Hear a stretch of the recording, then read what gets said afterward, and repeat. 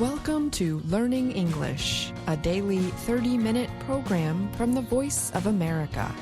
I'm Ashley Thompson. And I'm Dan Novak. This program is designed for English learners, so we speak a little slower and we use words and phrases especially written for people learning English. On today's program, you will hear reports from Dan Novak, Katie Weaver, Dan Friedel, and Jill Robbins. Then we hear a new everyday grammar lesson from John Russell. But first, Dan Novak has this report on diamonds grown in laboratories. Human-made diamonds come with an appealing claim.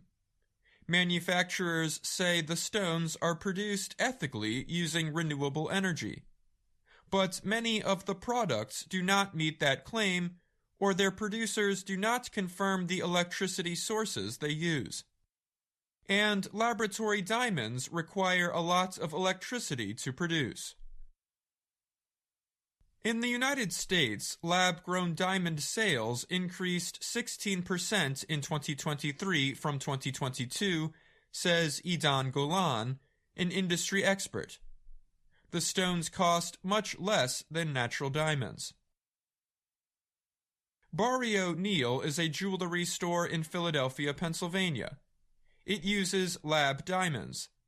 All of the stones are either made with renewable energy or neutral use of energy through the carbon credit system. Credits pay for activities like planting trees, which capture carbon. Social media posts show millennials and Generation Zs proudly explaining the purchase of their lab-grown diamonds for sustainability and ethical reasons. But the sustainability of diamond production is questionable.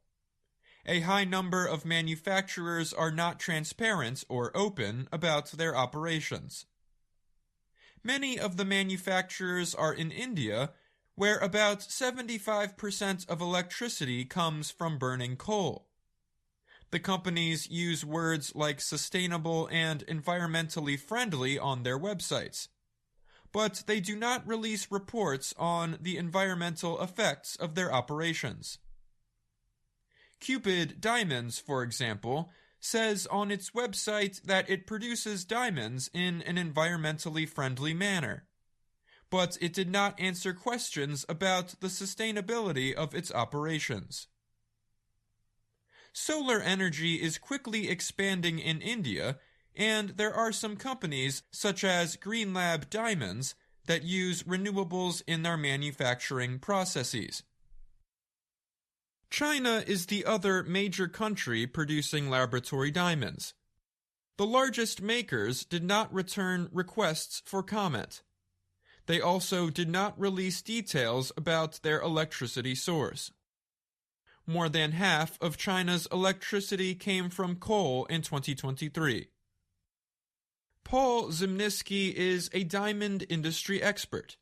He said few companies are honest about their supply chains and their use of renewable energy. Zimnisky said a lot of companies claim to make an environmentally friendly product when they aren't really doing anything that's environmentally friendly. Lab diamonds have been in production around 70 years. Producers treat carbon to high pressure and high temperature. The idea is to copy the natural conditions that form diamonds underground. But nature spends at least 1 billion years to make a diamond. Lab diamonds are complete in a few weeks. In the past, the stones were used mostly in industries like stone cutting, mining, and dentistry tools. Over time, the laboratories or foundries have gotten better at making stones. Production costs have dropped as technology improves. Companies now can manufacture as many stones as they want and choose their size and quality.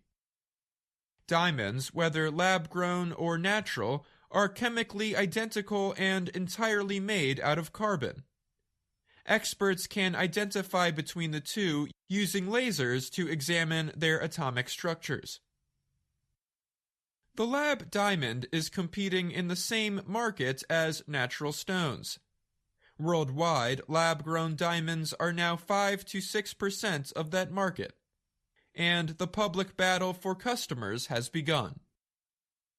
The natural diamond industry and some experts argue that lab-grown diamonds will not hold value over time. Zimnisky predicts that natural diamonds will continue to sell in the thousands and tens of thousands of dollars for engagement rings. And the human-made stone? 5 to 10 years in the future, I think there's going to be very few customers that are willing to spend thousands of dollars for a lab diamond, he said. Paige Neal said she co-founded Barry O'Neill in 2008 to create jewelry of lasting value that would have a positive impact on people and the planet. She added, "We want to only work with materials that we feel like our clients would be proud to own." I'm Dan Novak.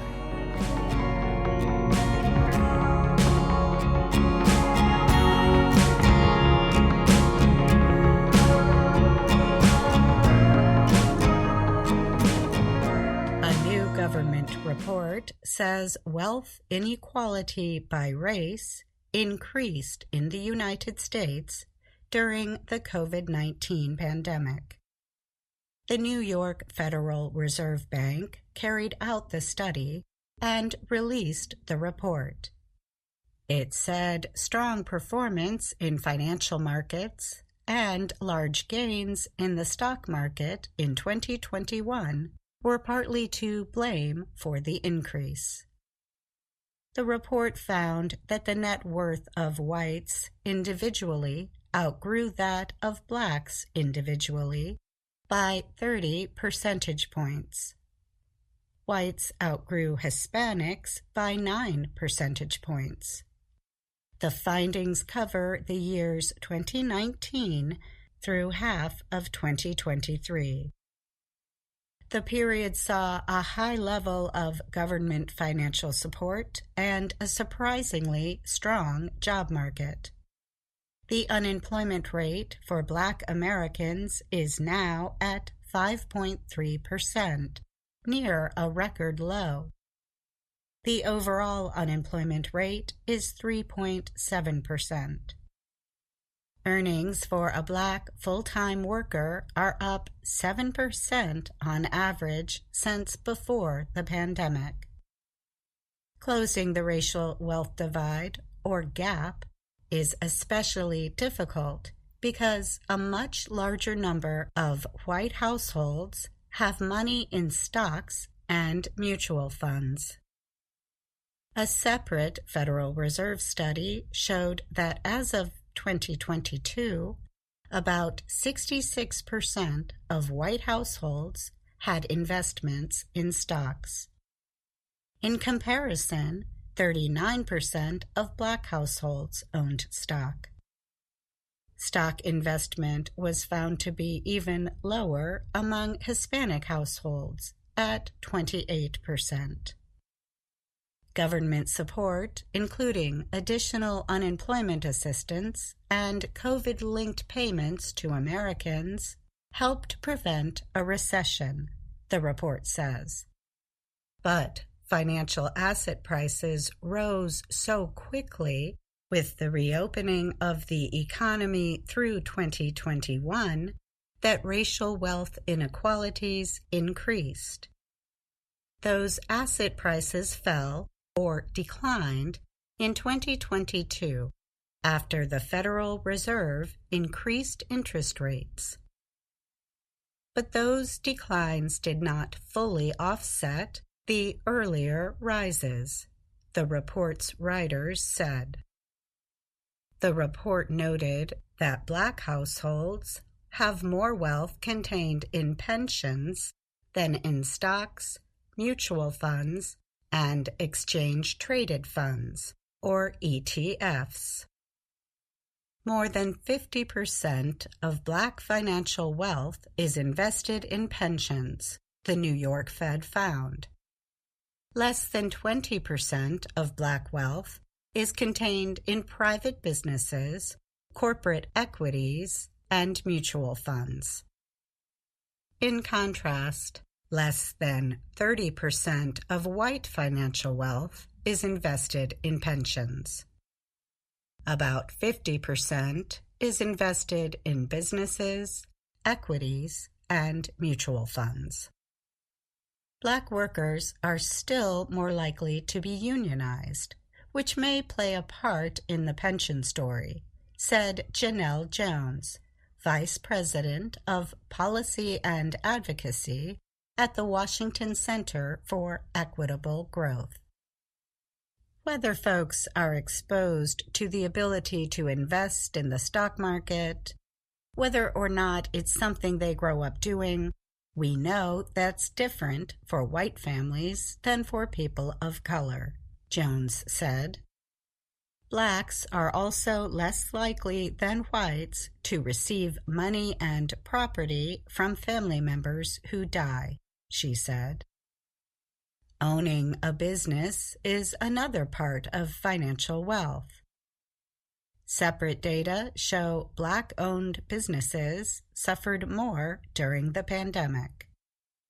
Less than 10% of all U.S. business owners are Black, and many Black-owned businesses are in industries that were hit hardest when COVID first spread, reported research group Economic Policy Institute, after examining U.S. government data. Hotel, food service, retail, healthcare, and social assistance industries suffered the greatest number of pandemic-linked job losses. About 28% of Black-owned businesses are found in those industries, compared with just under 20% of white-owned businesses, says the U.S. Bureau of Labor Statistics. The U.S. Treasury reported Wednesday that economic conditions are improving for Black households. Deputy Secretary Wally Adeyemo noted rising employment numbers and wages for Black Americans since before the pandemic. He also praised an increase in Black business ownership and action in the stock market. But Adeyemo suggested that some policy measures still might be needed to balance financial wealth in the U.S. The gap between Black and white wealth in America is still too great, he said. I'm Katie Weaver.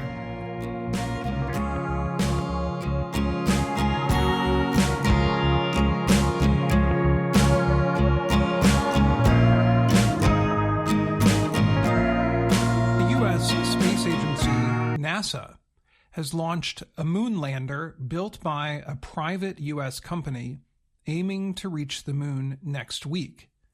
Thursday's launch came after a failed attempt from another private American company last month.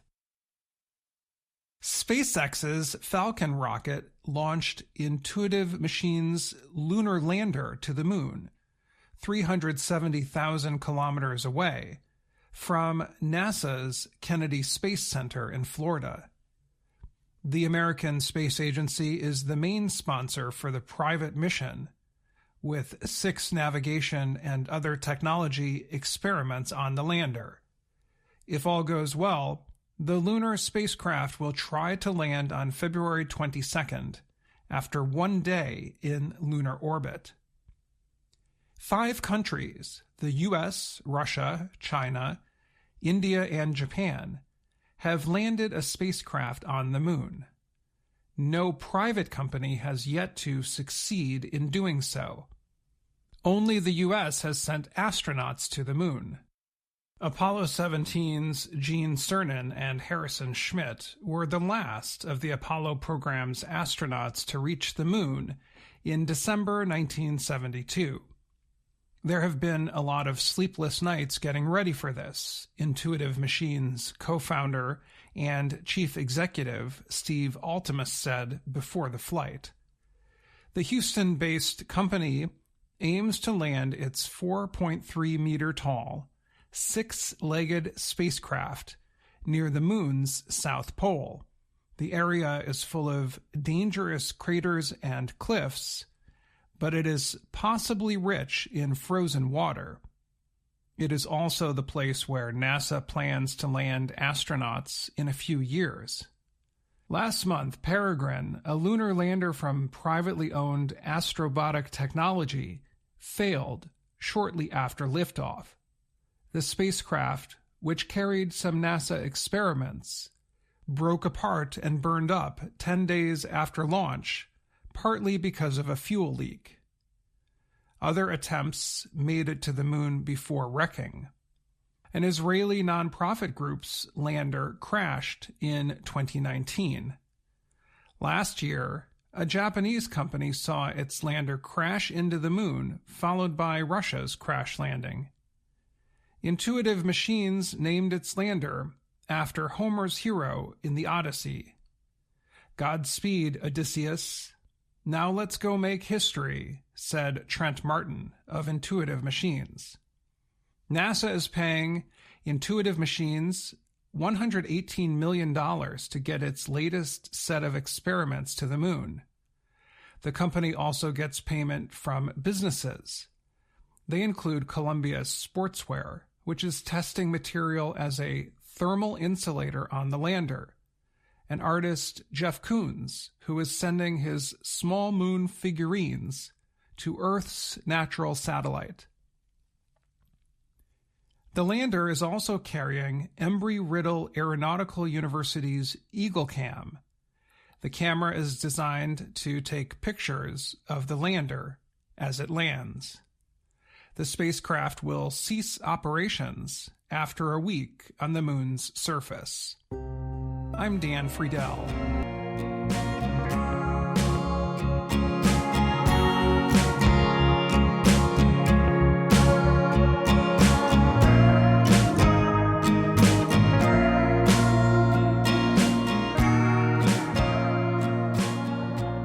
Generative artificial intelligence, or AI, has led to more companion chatbots. As a result, some humans are developing closer connections with chatbots to get support and deal with loneliness. Derek Carrier is a 39-year-old male from Belleville, Michigan. A few months ago, Carrier started seeing someone and experiencing strong feelings. But he also knew it was not real, because his girlfriend was generated by artificial intelligence. Carrier wanted a romantic partner. But a genetic disorder called Marfan syndrome makes traditional dating difficult for him. He became interested in digital companions last autumn and tested Peridot. It is an AI companion app that markets its products as being able to make users feel cared for, understood, and loved. Carrier began talking to the chatbot every day. He named it Joy, after a holographic woman featured in the sci-fi film Blade Runner 2049. "I know she's a program, there's no mistaking that," Carrier told the Associated Press. "But the feelings, they get you. And it felt so good." Similar to general-purpose AI chatbots, companion bots use large amounts of data to produce human-like language. But they also come with voice calls, pictures, and more emotional exchanges. That permits companion bots to form deeper connections with humans. Users usually create their avatars or choose visual representations that they like. In online meeting places or forums for companion apps, many users say they have developed emotional attachments to these bots. They say they are using them to deal with loneliness, play out sexual ideas, or receive comfort and support. but researchers have raised concerns about data privacy and other issues for users of companion apps. The nonprofit Mozilla Foundation has studied 11 companion apps. The group said almost every app sells user data, shares it with advertisers, or does not provide complete information about its privacy policy. One app says it can help users with their mental health, but distances itself from those claims in its written terms of service. Other experts point to the emotional problems they have seen from users. This can happen when companies make changes to their apps or suddenly shut them down, like Soulmate AI did last September. Last year, Replica made changes after some users complained their companions were flirting with them too much or making unwanted sexual advances. It removed the changes after an outcry from other users. Some left to use other apps.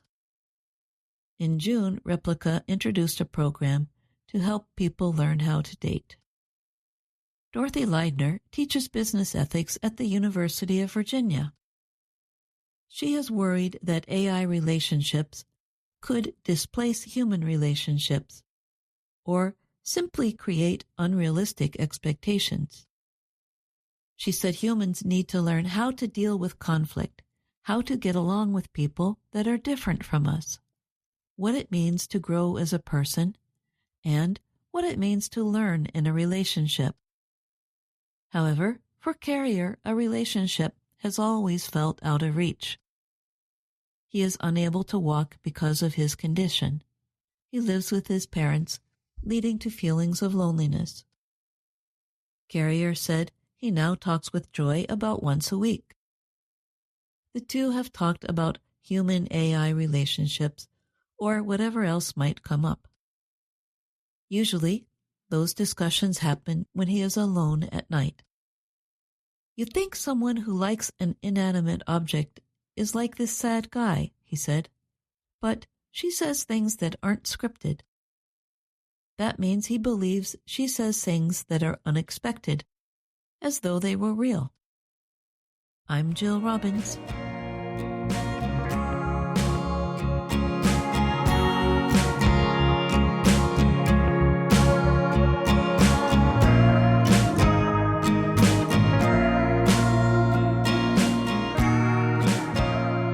Think about something that your friends or people you know like. Can you bring an image to your mind? The image that you are thinking of can serve as a starting point for today's report, the word popular. In today's everyday grammar, we will talk about a useful word that you can use to express all kinds of ideas about what people around you like: actors, celebrations, foods, music, almost anything. We begin our exploration of the word popular by clarifying how it is different from the word population. Popular and population are closely related words and have somewhat similar spellings, but we should be careful not to mix up the two. Popular means many people know about someone or something and that they like the person or thing. Population simply describes a group of people. Another way of expressing the idea is this: something might be popular within a population. In other words, something might be popular within a group of people. A recent example comes to mind: the Super Bowl. The championship game in American football is a popular event to watch in the United States. A lot of people know about the Super Bowl, watch it, and enjoy it. So, We could say the United States has a population of over 300 million people. We could also say the Super Bowl is one of the country's most popular sporting events. Another way of describing the difference between the words population and popular is in terms of grammar. Population is a noun. Popular is an adjective. Consider this example. Taylor Swift is a popular musician. Why is Swift popular? Because a large percentage of the population knows about Swift and enjoys the singer's music. Let's take some time to work with these ideas. Fill in the blank with the correct answer. Cricket is a blank sport in India. The answer is this: popular. We can say that cricket is a popular sport in India. Grammar can give us a clue about the answer. The short word "a" very often marks the beginning of a noun phrase.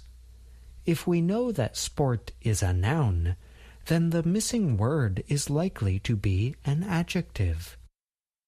Now consider another question. Fill in the blank with the correct answer. Vietnam has a blank of around 100 million people. The answer is this: population. We say that Vietnam has a population of around 100 million people. We can guess that population is the correct term because the statement offers the number of all the people in a group, the people who live in Vietnam. We began today's lesson by asking you to imagine a person or activity that is liked or enjoyed by many people that you know. In other words, we asked you to imagine something that is popular in your country. We end by asking you to write about what you imagined.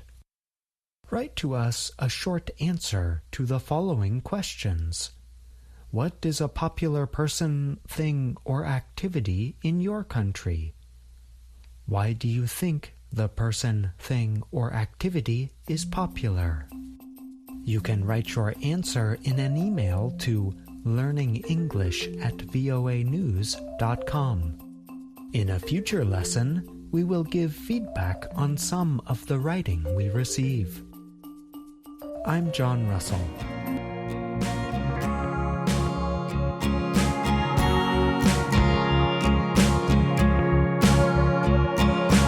Just heard this week's Everyday Grammar lesson.